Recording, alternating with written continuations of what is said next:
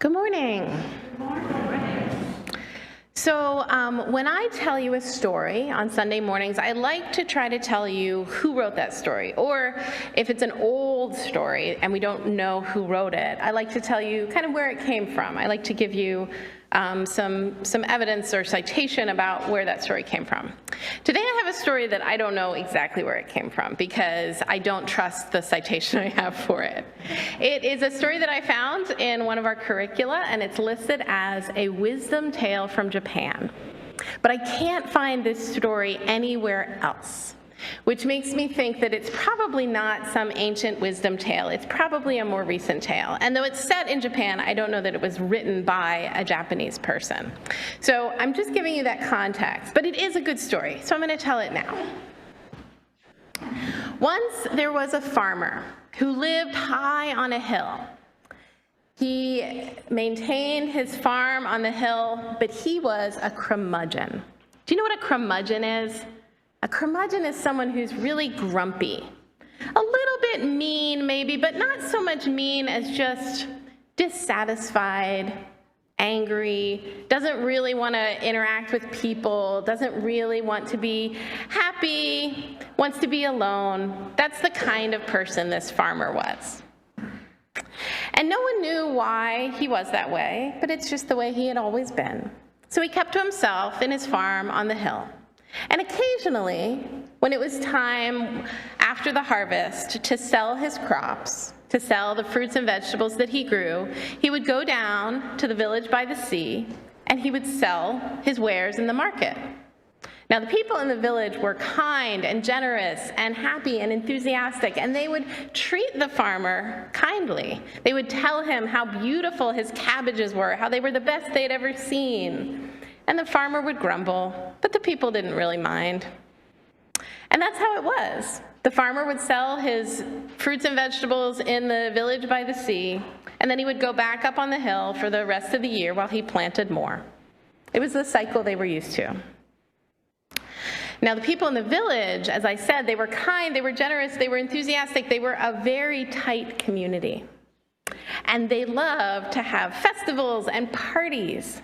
So one year, one August, when the weather was warm and it was right before the harvest, the people in the village had a big festival. They had a big party. And it was grand. It was amazing. There was the best foods and special treats. The kids were excited because there were going to be fireworks that night. There was dancing and drumming and laughing and games. It was wonderful. And it was loud. It was causing quite a commotion.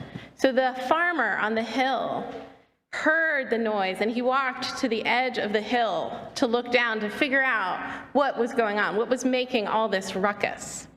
And he saw the people in the village laughing and dancing, but what he noticed more than that, when he looked out over the sea, was a wave.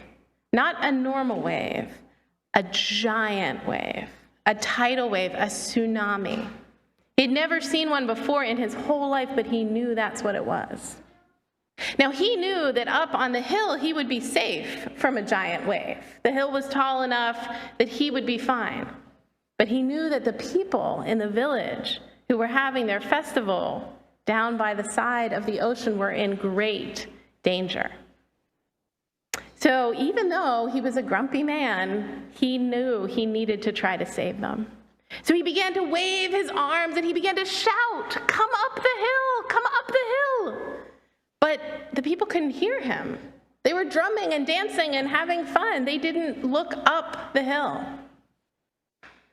The man knew he needed to find a way to get the people's attention. He needed to find a way to save them from the tsunami. And the only thing that he really knew about the people in the village was how kind they were. So he knew he had to find a way to use that to get their attention.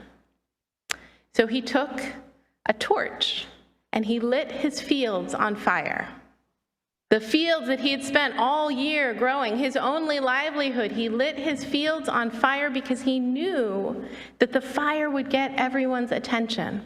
And it did. everyone in the village, everyone, little and big, came running up the hill, carrying buckets of water and tools. They came running to help the farmer put out the fire. And when they did, when they put out the fire and looked over the fields that were pretty badly damaged, they turned and looked down at their village that was underwater. And the people knew that the farmer had saved them, that he had sacrificed his farm to save their lives. Thank you for listening to my story today.